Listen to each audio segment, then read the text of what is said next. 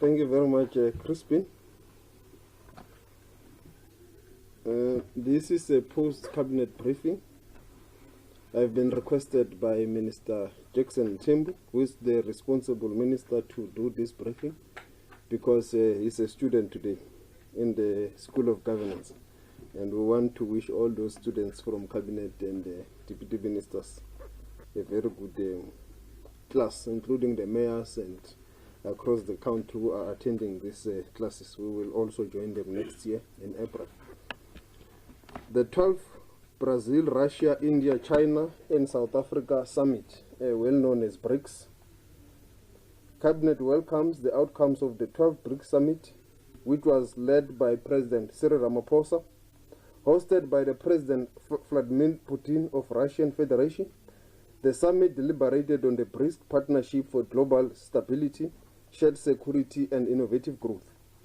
The outcomes included the adoption of a revised strategy for BRICS economic partnership and the adoption of the BRICS counter-terrorism strategy.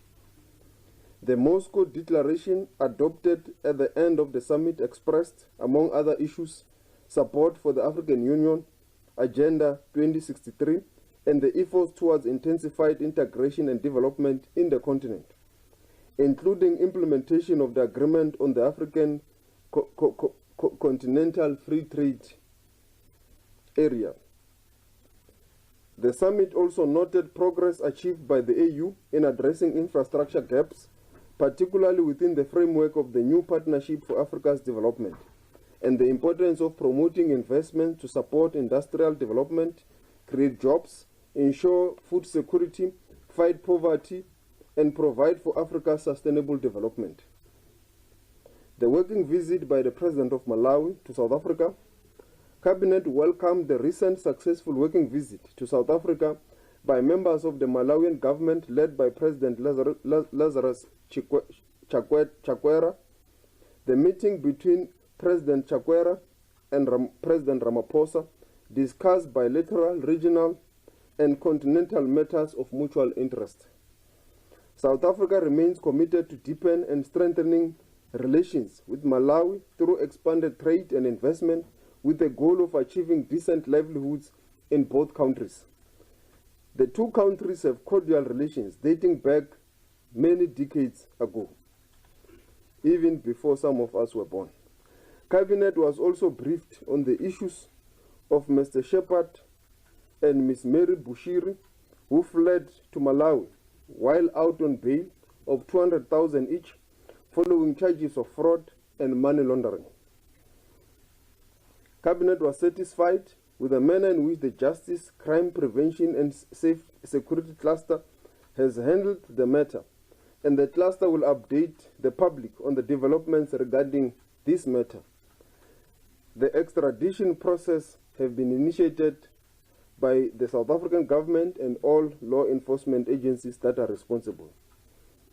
The municipal by-elections. Cabinet commends the Independent Electoral Commission for the successful by-elections held in 95 wards across 55 municipalities on Wednesday, 11th of November 2020. Municipal elections remain a pillar of sharpening our democracy at the district and municipal level. Cabinet thanked all South Africans who took part in the by-elections, which were the first time after elections activities were suspended in March owing to the coronavirus disease, COVID-19 pandemic. 5 National Days of Mourning. Cabinet has urged South Africans to take part in the 5 days of mourning to remember those who have lost their lives to COVID-19 and gender-based violence and femicide. All national flags will fly at half-mast during the 5 days of mourning, starting from the Wednesday 25th November to Sunday 29th November 2020. In a united move to honor and remember all those who have succumbed to COVID-19 and gender-based violence and femicide, all citizens are encouraged to wear attires and ornaments which symbolize mourning based on their culture, traditions, and religious beliefs. Signing of the Sugar Master Plan. Cabinet welcomed the signed Sugar Industry Master Plan by Agriculture, Land Reform and Rural Development Minister Togodi Diza and the sugar industry sector. The Sugar Master Plan seeks to take urgent action to protect thousands of jobs, rural livelihoods and businesses. At the same time, create a bold new ambition to the future, which seeks to create diversified revenue streams for sugar producers and deliver significant new job opportunities. The sugar industry is a critical employer of workers and a source of livelihood for large numbers of rural communities. Cabinet decisions. The National Corruption Strategy. Cabinet approved the National Anti-Corruption Strategy, which provides a nationwide intervention framework. The strategy is the culmination of a country-wide consultation with various sectors, including business, government, and civil society. The National Anti-Corruption Strategy Reference Group, comprising civil society, academia, business, and government representatives, supported the compilation of this strategy. The National Anti-Corruption Strategy covers 6 pillars, which include promoting and encouraging active citizenry, whistleblowing, integrity, and transparency, advancing the professionalization of employees, enhancing governance in institutions, and strengthening resourcing and coordination of performance and accountability. The strategy also proposes an interim National Anti-Corruption Advisory Council as a structural arrangement to ensure greater monitoring, accountability, and transparency. This interim structure will commence a process to set up an independent overreaching statutory structure that will report directly to Parliament. The National Protected Areas Expansion Strategy. Cabinet approved the revised National Protected Areas Expansion Strategy for implementation. The strategy was approved for public consultation in November 2018. These consultations resulted in a number of revised inputs being added in the 9 chapters of this strategy. South Africa is one of the richest countries in terms of plants and animal diversity. It is listed as one of the world's top 3 mega diverse nations. Managing and conserving these essential biodiverse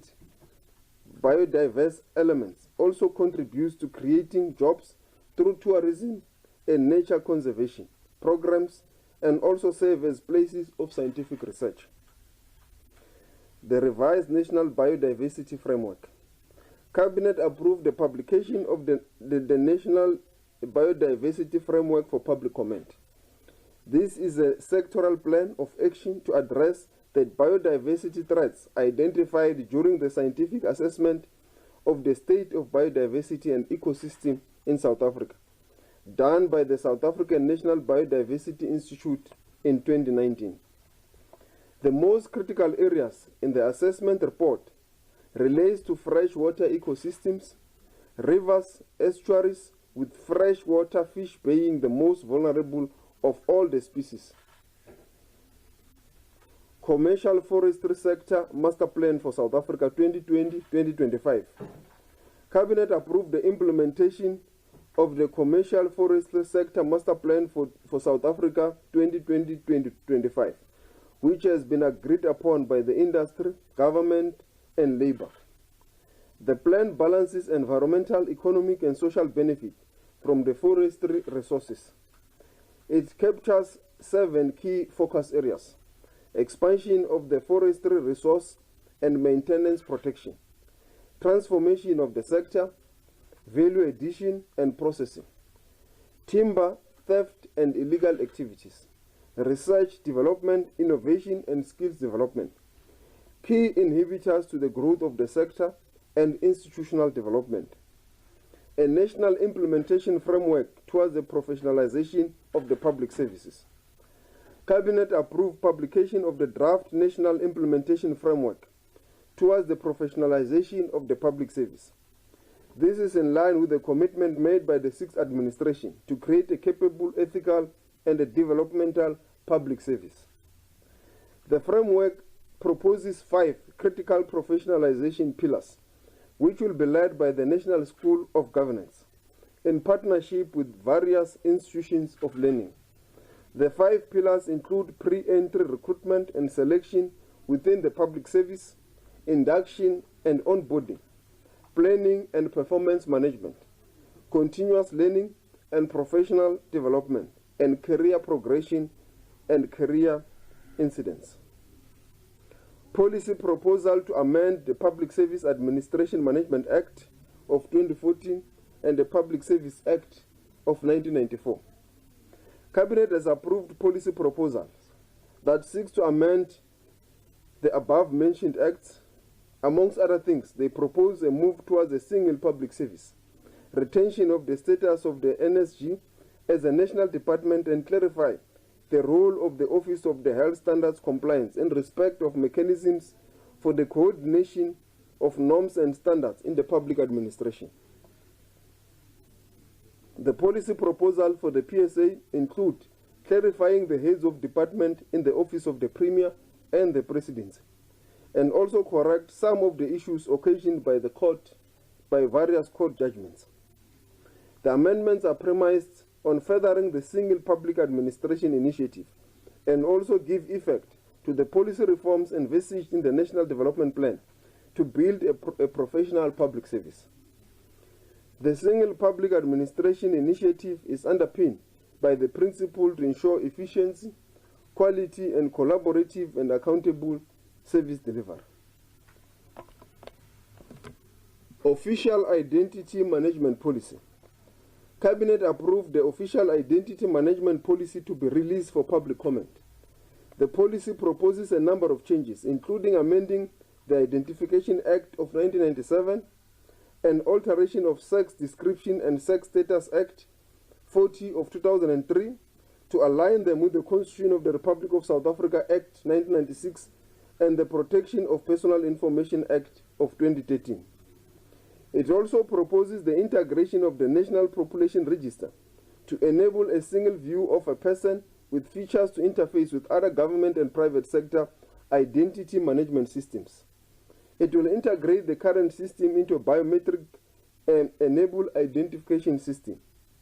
The new proposed population register will form the basis of an official e-identity which will serve as the backbone of a state and private digital platforms. Protocol to the Constitutive Act of the AU relating to the Pan-African Parliament. Cabinet approved the submission of the protocol to the Constitutive Act of the AU to the PAP for ratification. To give effect to this protocol, member states need to ratify them through their respective parliaments. South Africa hosts the PAP, which is the legislative arm of the AU. Approved bills. The National Small Enterprise Amendment Bill of 2020.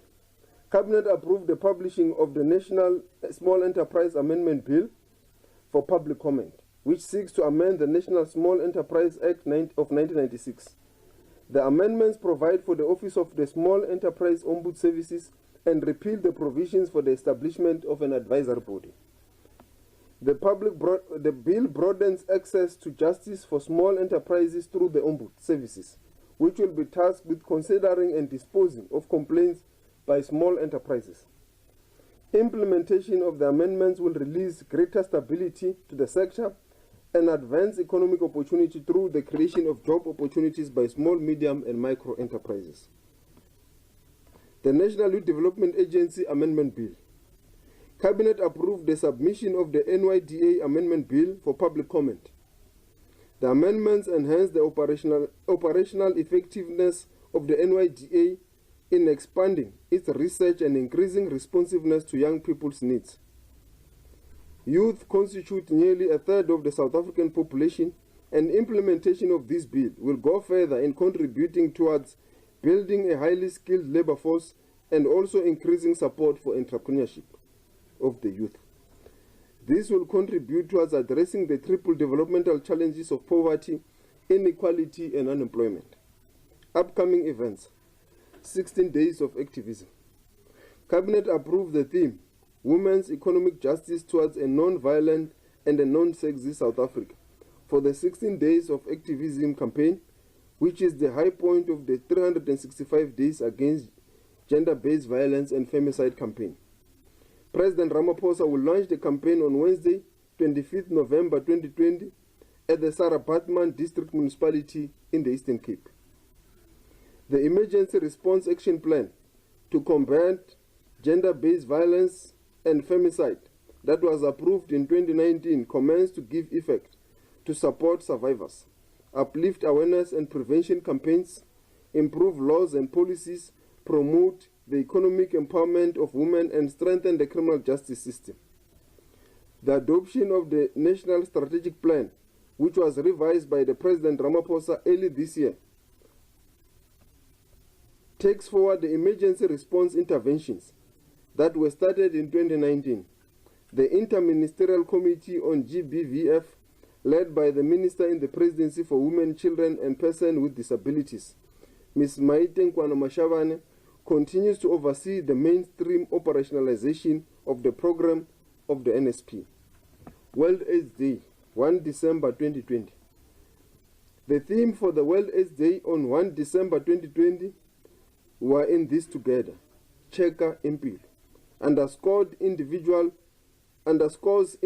responsibility to ensure that the gains made thus far in responding to the HIV and tuberculosis epidemics are not lost. South Africa has the highest epidemic in the world, with about 7.7 million people living with HIV, and accounts to a third of all new infections in the Southern Africa region. More people are now testing for HIV. South Africa is the world's largest antiretroviral therapy program. It is the first country in the sub-Saharan Africa to fully approve pre-exposure prophylaxis, which is now being made available to those at high risk of infection. Cabinet urges South Africans to follow the Cheka Impilo 3 steps. First, get your health check. Get tested for HIV and TB for free at any clinic near you. Secondly, take action once you know your results. Begin treatment immediately or stay on treatment. Lastly, live smart, live healthy by avoiding risky behavior, sexual behavior, avoiding unhealthy habits, and maintaining a healthy, balanced diet. Group of 20 Leaders Summit. President Ramaphosa will lead the South African delegation to the virtual G20 Leaders Summit on Saturday, 21st November and Sunday, 22 November. The G20 Leaders Summit is convened by the Kingdom of Saudi Arabia with a focus on deepening global cooperation around the theme of realizing opportunities of the 21st century for all. The summit is set out to lead international efforts to develop a robust, coordinated global response to fight the COVID-19 pandemic, safeguard the global economy, and enhance international cooperation. Discussions will center on the empowering of people, protecting the planet, and the resolution of global challenges through solutions that benefit all humanity. Messages of congratulations. Cabinet extends its congratulations and well wishes to President Ramaphosa for celebrating his 68th birthday on Tuesday, 17 November 2020, President Alassane Ouattara and the people of Cote d'Ivoire for conducting successful elections, United States of America, President-elect Joseph R. Biden and the people of the USA following successful elections, Master KG for winning the Best African Act Award at the MTV Emmas following the hit song Jerusalem, and that featured Nomcebo Zigote, which became one of the biggest songs on the planet. Banyana Banyana, who earned a 4th successive COSAFA Women's Championship title with a 2-1 victory over Botswana. Bafana Bafana, who completed a double over Sao Tome and Principe to stay on course for the 2022 African Cup of Nations tournament. Condolences.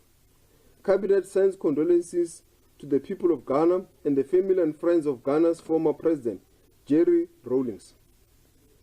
family, friends, and colleagues of the outgoing Auditor General, Mr. Kimi Makwetu, who served as our countries with distinction and contributed towards inculcating a culture of accountability in the use of state resources. Mr. Makwetu's death was a huge loss to the auditing profession and the ongoing task of building an accountable administration. Cabinet expressed pride that Mr. Makwetu was elected by acclamation to the United Nations Independent Audit Advisory Committee, a task he will without doubt have executed with distinction. He was supposed to start on this task on the 1st of January 2021. Government and the people of the State of Palestine, following the passing of Dr. Saeb Erekat. Dr. Erekat was the Secretary General of the Executive Committee of the Palestinian Liberation Organization, member of the Fatah Central Committee, and the prominent academic, the lead Palestinian peace negotiator, and a close friend of South Africa. It then is followed by appointments, which you will read. Thank you very much. Where's our sanitizer master? Step away.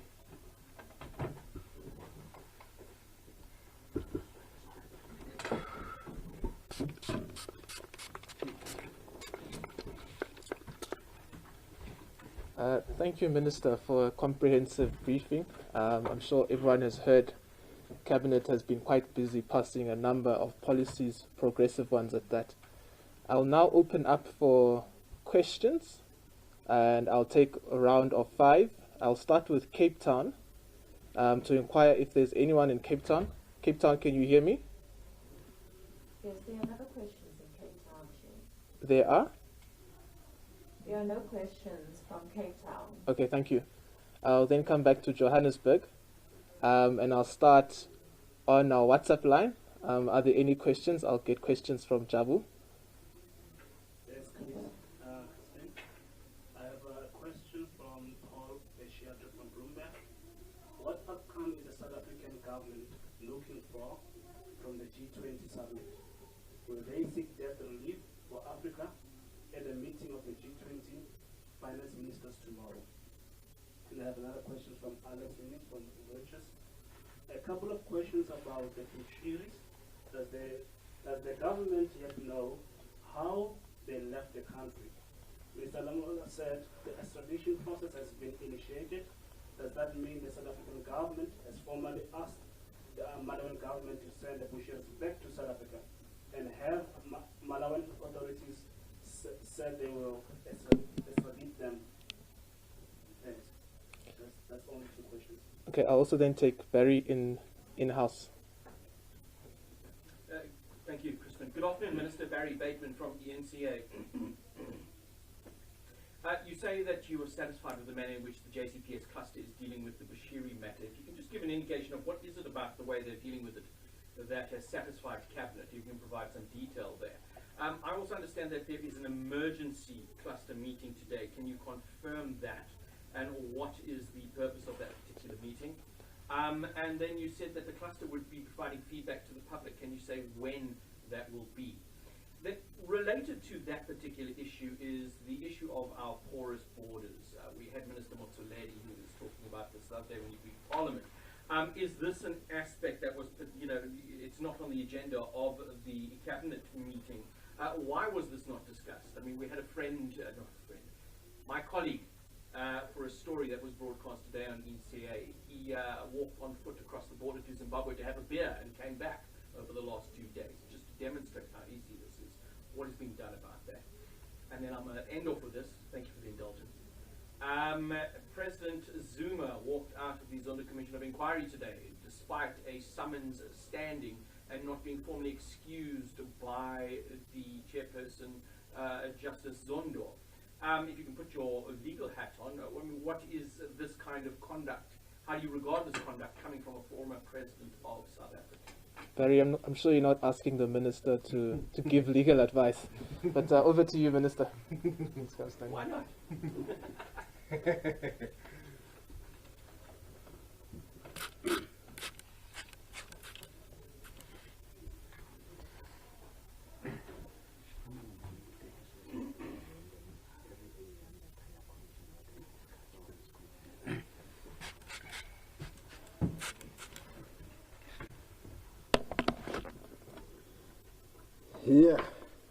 Thank you.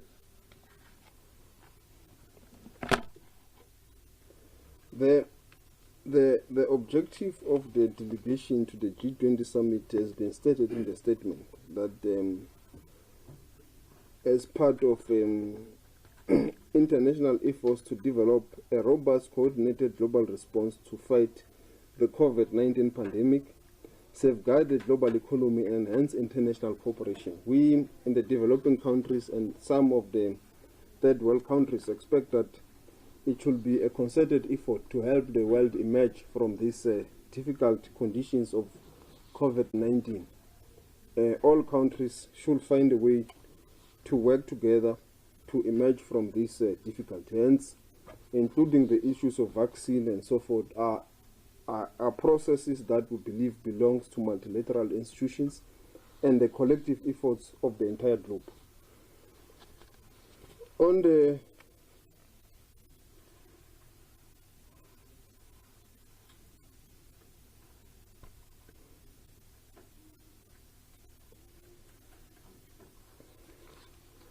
issue of extradition, maybe I should start by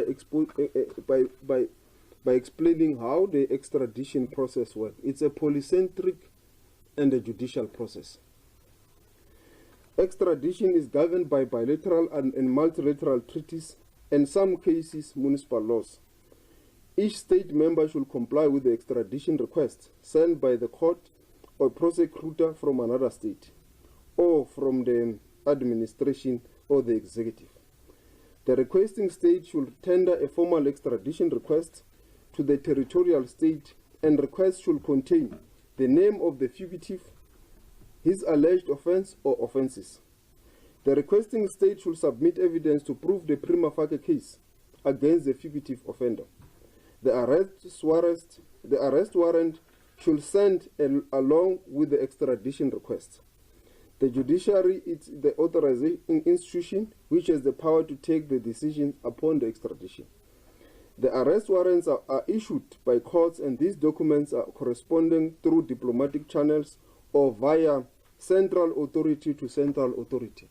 In our country, the central authority is the Department of Justice, who are therefore responsible for that process of the extradition and engaging with the central authority in another country. And in this instance is the central authority of Malawi.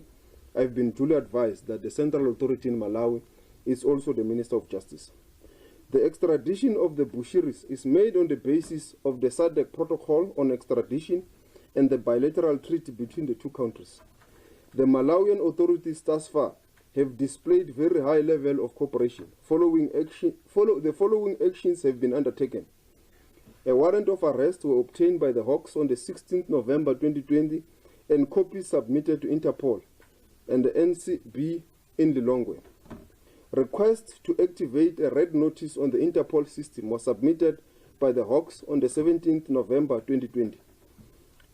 And a request for provisional arrest for Mr. and Ms. Shepard Bushiri has been submitted to Lilongwe and has been executed. This request has been done in terms of Article 10 of the SADC protocol, which requires that the requesting state for extradition submit to the authorities within 30 days, and after the arrest of the fugitive within 30 days, a formal extradition request must be made. So the provisional arrest kickstarts the process of extradition. And when the provisional arrest has been issued and acted upon, we're expected as South Africa to then submit the full extradition request within the 30 days after the fugitive has been arrested. And we've seen from the reports in Malawi, and which has been communicated to the South African authorities, that they have been arrested. So from the process of the arrest, we have 30 days to submit the formal extradition request. Currently, the NPA and the South African police, the Hawks, are currently compiling that formal extradition request. And I must take pains to explain why that process may take some time.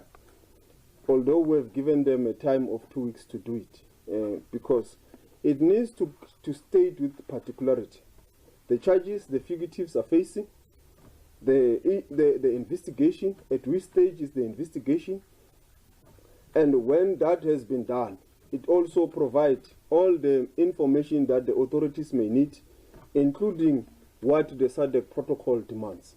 So that is a meticulous legal process, which we have given space to the NPA to submit to us as the central authority for forward transmission to DERCO, and then it will be sent through diplomatic channels to Lilongwe. But the Extradition Act, the Extradition Treaty, and also the bilateral agreement we have with Malawi allows for the central authorities to central authority engagement, which will definitely happen between the Justice of South Africa and the Minister of Justice of Malawi in that regard. So it is going to follow our Extradition Act and also through the SADC protocol. In Malawi, it will follow the Extradition Act of Malawi.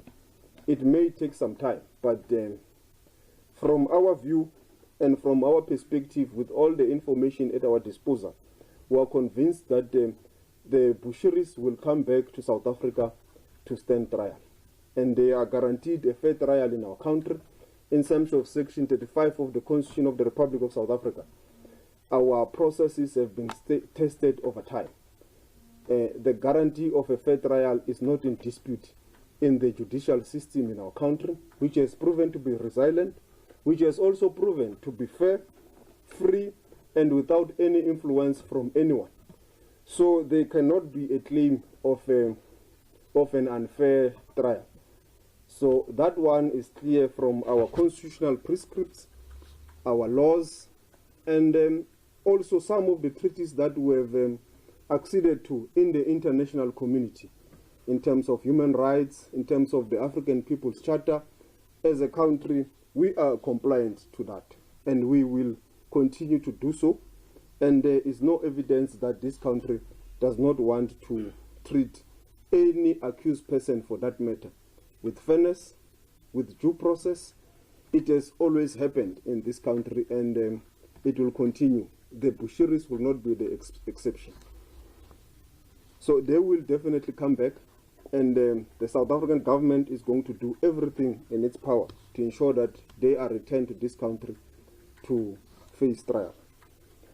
The question whether it has now been established how they left the country, I will not want to answer that one at this stage.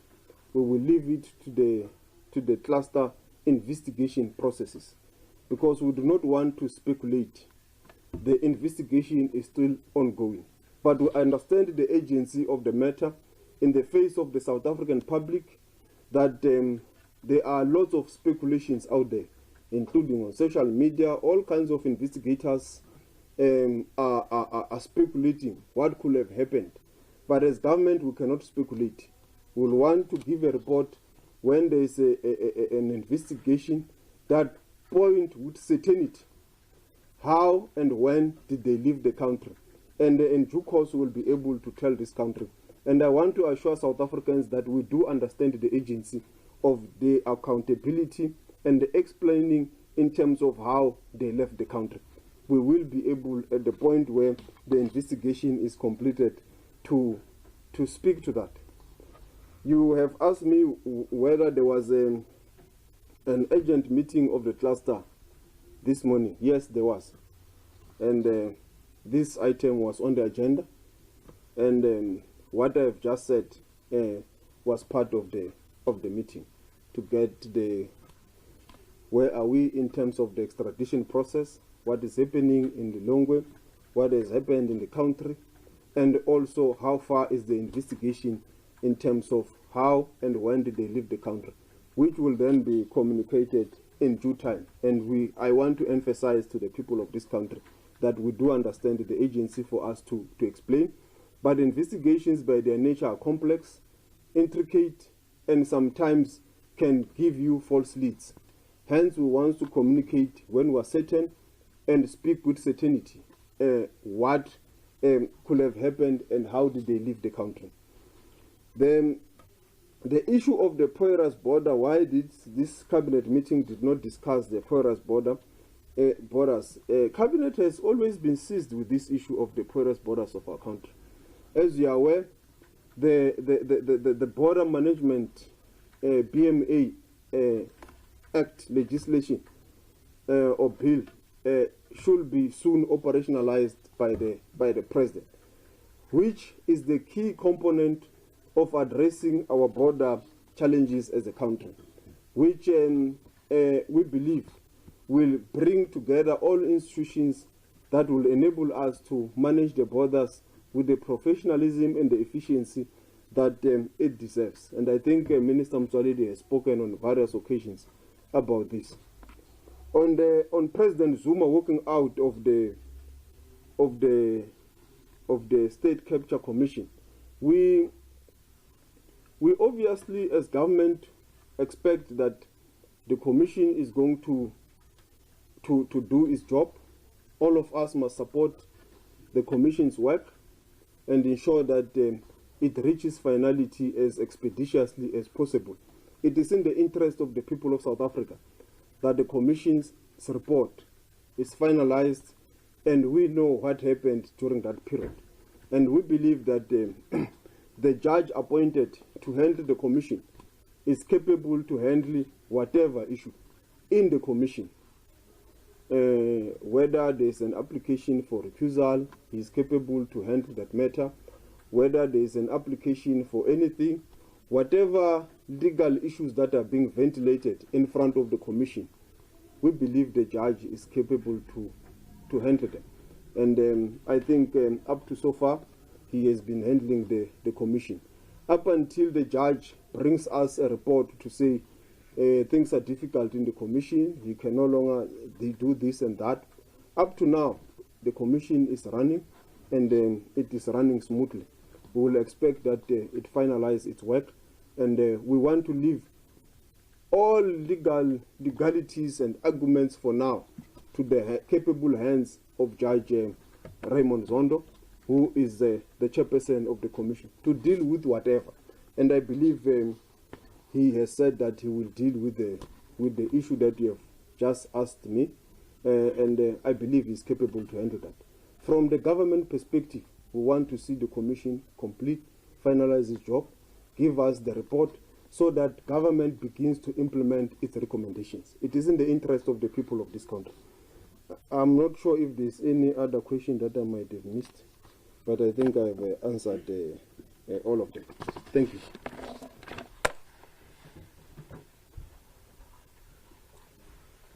Thank you, Minister. I will take the last round of follow-up questions emanating from the Minister's answers. Jabu?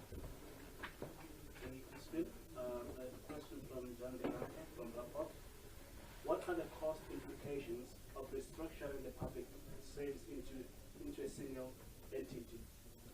How does the government reconcile the proposed reduction in the wage bill with more expenses on a project of this nature at this stage? Did the cabinet receive a briefing on steps to reduce the public sector wage bill? Does the government have a response to the consulted proposal to reduce the cost of political appointees and senior civil servants as token to accept a wage freeze in the civil service? Thank you. Cape Town? There are no questions from Cape Town. Thank you, Chair. Barry? Thank you. Ministers, just to follow up on how you said the arrest of the suspect in the Longwe kickstarts the process, or the 30-day window for our government to file the necessary paperwork. Does that have any bearing on the suspect being held in custody or his bail application over there? Is there any requirement that he be kept in custody for that period? I just want to understand whether there's any bearing there. Thank you. Okay. One more question from Jam. Yes, thanks, Christine. I have a question from Little Prince from Network 24. Does the Minister Lamola, as a Minister of Justice in South Africa, have any comment for us about what happened at the Zondo Commission earlier today, where former President Jacob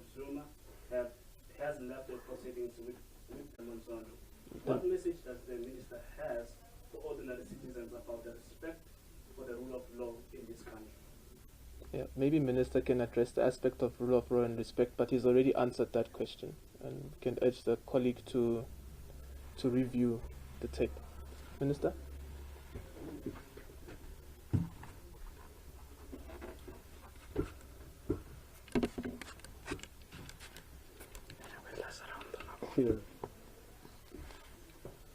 Yeah, the first question from report, you know, as an aspirant attorney, I did basic accounting. So the costs are very difficult. I will prefer to leave them with the Minister of Finance and the Minister of Public Administration. I think at the right time, they will be able to deal with that. Or the questions can be sent to us so that we can send it to the relevant ministers to explain the issue of the costs in terms of the restructuring of the public service and whether we now have a response to the COSATU demands. The other question, whether the issue of the provisional arrest, as I've said, the provisional arrest was issued in terms of Article 10 of the SADC Protocol to secure the arrests of the Bushiris in terms of that SADC Protocol, which kickstart the process of extradition from our country. I have seen people saying they were not arrested, they handed themselves over and so forth. I mean, even in South Africa, people hand themselves over every day. There are many ways of securing an arrest of an accused person. One of them is to hand yourself over. And another one is the police coming to handcuff you and take you kicking and screaming and all that. But the process has been kickstarted by that provisional arrest. And as to whether it will have a bearing or not, it will depend on the authorities now in Malawi, because the process now of applying for bail or not, it will now be in the hands of the judicial system in Malawi. They will produce whatever evidence they believe may warrant them to get a bail or not, and it will be an argument in the courts of that country. And from what we have seen thus far, is that Malawi has got a robust judicial system, which is independent, which has also withstand scrutiny from various quarters. And at this stage, we have got no doubt that processes in Malawi will be run in a fair and a judicial manner. So we will leave it at that aspect, except to say that we will continue to finalize the extradition papers, which we intend to send to Malawi within the next 2 weeks, not within 30 days as prescribed by the SADC protocol. It's a date we have set ourselves as the central authority and who is going to send these papers, that we want these papers to be sent within the next 2 weeks, because we understand the agency of the matter. And upon sending the documents, we will then liaise with our colleagues in Malawi in terms of the documents that we'll have sent, that this is the process and these are the requests that we have sent. With regards to the rule of law, I think what has helped us as a country is respect for rule of law and independent judiciary and independent institutions that have been guaranteed by the Constitution. It has been proven over time that all our institutions are able to withstand either political, business, civil, or any kind of influence or pressure. They are able to make decisions informed by the law, whether it's the National Prosecuting Authority, whether it's our courts, whether it's commissions of inquiries that we have established, that it has been proven that whatever that they decide or conclude on or make recommendations on is informed by facts, the law, and whatever factors that might have influenced the judge during the proceedings of such inquiries. So we still believe that all the commissions that have been ran, from the Falam, the Mpati, and including the Zondo Commission, are ran in accordance with the Commissions Act, in accordance with the prescribed legislations and whatever laws that are there. And we expect that this commission will also finalize its work and submit the report to the President for implementation in terms of the recommendations. It is in the interest of the people of this country that the Commission conclude the work. It gives us the recommendation so that we can know what happened. We may be able to act in accordance with the recommendations for the benefit of the people of this country. And we want to urge again all South Africans, as when the Commission was started, we were all urged to cooperate, to work with the Commission. We want to reiterate, let's cooperate, let's work with the Commission, let the Commission conclude its work so that there could be finality. We have given it its own life as the government and given it space so that it can function, it can conclude its job. And we believe that the people appointed to run the Commission, the judge, up to so far, he is capable to handle all issues, and we are awaiting the report for urgent implementation for the people of South Africa. Thank you very much.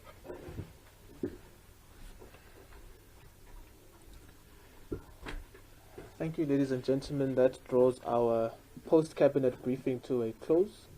I think the statement will be issued to the various media houses forthwith. Thank you very much.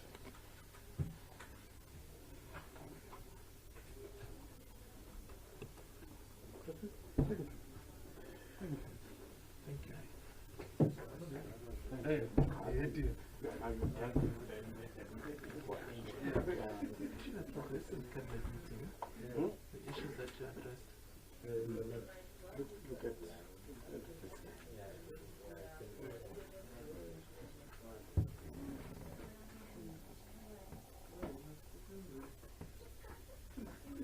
yeah. Who is that? They're saying Minister Lamola. You must take him to the president.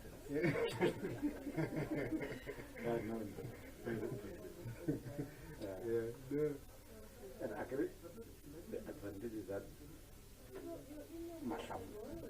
So I mean, case Masham or some Masham. So this guys are quite happy.